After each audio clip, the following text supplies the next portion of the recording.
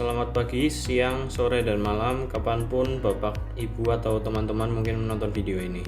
Jadi hari ini kami akan mempresentasikan sebuah konsep permainan baru. Konsep permainan yang akan kami kenalkan adalah sebuah permainan konstruksi yang kami beri nama Jange. Nah, permainan ini dibuat oleh saya, Ignatius Axel, dan teman saya, Haryanto Tandu. Secara singkat, Jange adalah permainan menyusun balok dengan berbagai bentuk secara bergantian dengan aturan yang mudah dipahami. Aturan-aturan ini nantinya akan dijelaskan pada bagian belakang. Lalu latar belakang pembuatan permainan. Kenapa sih kami membuat permainan ini?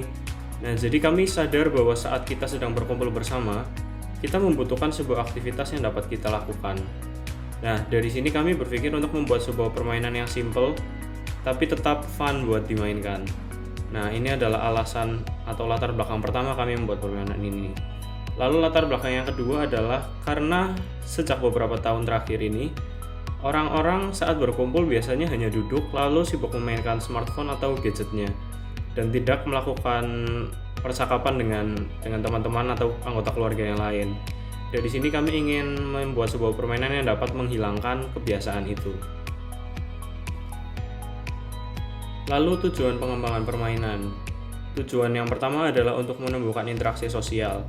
Seperti pada latar belakang masalah yang tadi telah kami jelaskan, permainan ini kami buat dengan tujuan untuk menumbuhkan sebuah interaksi sosial, supaya pada saat kita sedang berkumpul dengan teman atau dengan keluarga, kita dapat melakukan sebuah aktivitas, dan di dalam aktivitas itu kita dapat saling mengobrol, bercakap-cakap untuk membangun sebuah relasi. Lalu yang kedua adalah untuk melatih kemampuan kita dalam mengambil keputusan. Karena dalam permainan ini nantinya kita akan meletakkan sebuah balok, dan balok ini harus kita letakkan sedemikian rupa tanpa mengganggu keseimbangan. Dan kita harus memikirkan di sebelah mana kita harus meletakkannya, bagaimana kita akan meletakkannya. Lalu untuk alasan pengembangan atau tujuan pengembangan yang ketiga adalah untuk mempererat relasi atau hubungan. Nah, ini seperti yang telah saya katakan tadi pada poin pertama, yaitu menumbuhkan interaksi sosial.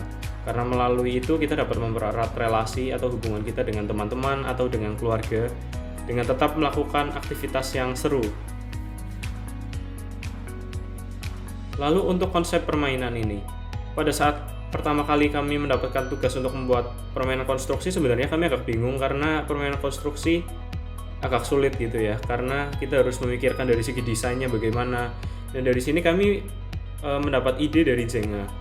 Nah, kalau Jenga itu tentang mengambil-ambil balok, kalau Jange itu berarti kita meletakkan sebuah balok. Nah, tapi peletakan balok ini bukan hanya sekedar meletakkan lalu dia nggak bakal jatuh gitu. Tidak seperti Lego. Kalau Lego itu bisa dipasang dengan stabil, Jange itu sulit dipasang dengan stabil. Jadi kita harus bisa menentukan di mana kita harus meletakkan, bagaimana kita akan meletakkannya supaya tetap seimbang. Kemudian penjelasan dari permainan Jange.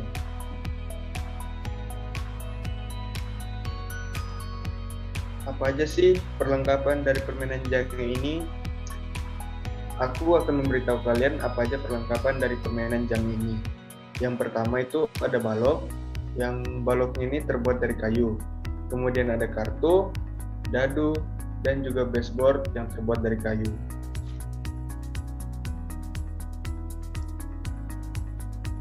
Kemudian jenis balok. Terdapat 5 jenis balok, dan tiap jenis balok itu berjumlah 10. Balok memiliki angka yang berbeda pada setiap sisinya. Untuk ukuran baloknya sendiri, balok yang pertama memiliki panjang dan lebar 2,5 cm dan tinggi 8 cm. Balok yang kedua memiliki lebar 4 cm, panjang 2 cm, dan tinggi 6 cm. Untuk balok yang ketiga, panjang dan lebarnya 1 cm dan tingginya 4 cm. Balok yang keempat, lebar 1 cm, panjangnya 2,5 cm, dan tinggi 5 cm. Untuk balok yang kelima, panjang, lebar, dan tingginya 3 cm. Lalu selanjutnya adalah jenis-jenis kartu yang akan kita gunakan. Nah, di sini kita ada 5 jenis kartu. dan tiap jenis kartu berjumlah 10. Sama seperti balok, karena kartu-kartu ini akan mewakili bentuk balok yang akan kita pakai nantinya. Seperti yang bisa kita lihat di sini ada kartu berbentuk kubus, ada balok 1, balok 2, balok 3, dan balok 4. Lalu yang memiliki grid warna oranye adalah cover dari kartu. Lalu selanjutnya untuk jumlah pemain. Jumlah pemain minimal yang dibutuhkan untuk memainkan permainan Zange ini adalah 1 pemain. Tapi kami merekomendasikan 2-5 pemain, karena semakin banyak pemain yang memainkan game ini akan semakin seru.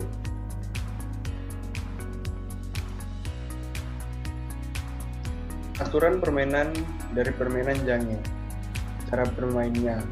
Yang pertama, pemain harus menentukan urutan bermain dengan home pimpa atau sesuai dengan kesepakatan yang telah ditentukan secara bersama.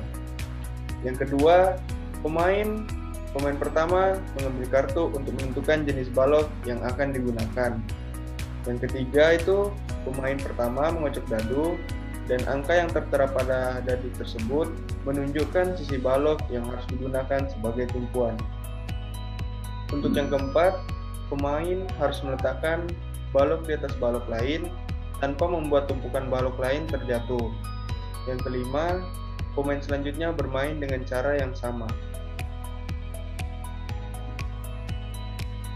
Building the base. Pada peraturan pertama, semua pemain wajib meletakkan baloknya di atas baseboard. Kemudian, pemain pertama boleh meletakkan balok di baseboard bagian manapun.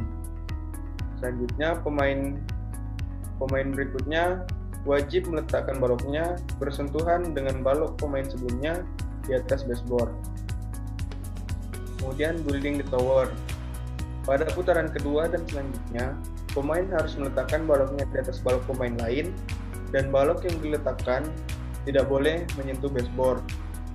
Kemudian balok pemain lain yang dimaksud adalah seluruh balok yang telah diletakkan di atas baseboard.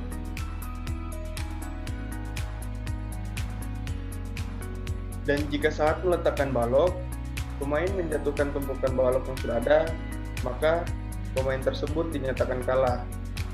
Dan pemain yang kalah akan diberikan hukuman. Hukuman akan diberikan sesuai dengan kesepakatan bersama. Lalu selanjutnya kita akan masuk ke bagian pemasaran dan penjualan.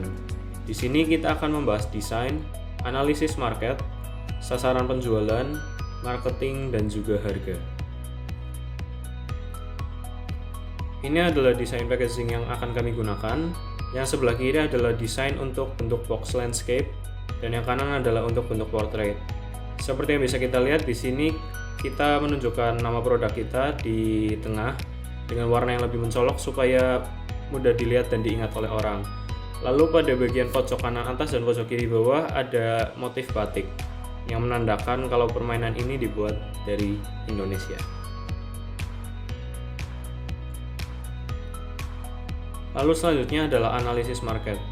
Seperti yang kita ketahui, penduduk Indonesia berjumlah sangat banyak.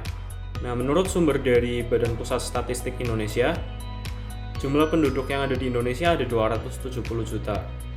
Dan berdasarkan sebaran penduduknya, sebanyak 50% berada pada rentang usia yang akan kita targetkan sebagai pemain atau sebagai konsumen pembeli. Nah, di sini kita akan menjelaskan lebih lanjut tentang sasaran penjualan. Jadi, sasaran penjualan kita adalah anak-anak, remaja, dan orang dewasa pada rentang usia 9 sampai dengan 40 tahun. Nah, sasaran penjualan kita ini diharapkan mempunyai daya beli antara Rp75.000 sampai Rp150.000. Untuk daerah penjualan sendiri, kami akan mendistribusikan produk permainan kami ke seluruh wilayah Indonesia. Kami akan menjual produk kami melalui platform e-commerce Tokopedia, Shopee, dan Instagram. Lalu selanjutnya untuk marketing atau promosi. Kami akan mempromosikan produk kami melalui media sosial Facebook dan Instagram. Mungkin Bapak, Ibu, dan teman-teman semua bertanya kenapa Facebook dan Instagram. Nah, di sini kami mempunyai sumber dari statista.com yang menunjukkan bahwa 75% dari pengguna Facebook yang ada di Indonesia berada pada rentang usia yang kami targetkan sebagai sasaran penjualan. Begitu juga dengan Instagram yang kira-kira juga ada 75%. Kami akan mengadakan event penjualan juga seperti diskon hari raya dan special edition pack. Nah, special edition pack ini nantinya akan memiliki atau akan berisi produk-produk kami yang sudah kami desain dengan desain sesuai tema. Jadi misal ada Natal, nanti kita mungkin di cover kita bisa kasih Natal, lalu balok-baloknya kita ubah sedikit, atau mungkin Thanksgiving gitu. Nah, lalu selanjutnya kita akan membahas tentang harga. Di sini kami telah membuat sebuah poster pre-order. Nah, di poster ini kami telah mencantumkan toko, Instagram, dan nama Facebook, akun Facebook kami. Nah, di sini kami mematok harga sebesar Rp100.000. Tetapi jika memesan pre-order, maka harganya hanya sekitar Rp75.000 saja. Demikian presentasi dari kami. Jika mungkin ada salah kata atau kesalahan dalam bertindak, kami mohon maaf yang sebesar-besarnya. Sekian dari saya, Ignatius Excel, dan teman saya Haryanto Tandung. Terima kasih sudah menonton video ini. Salam sehat.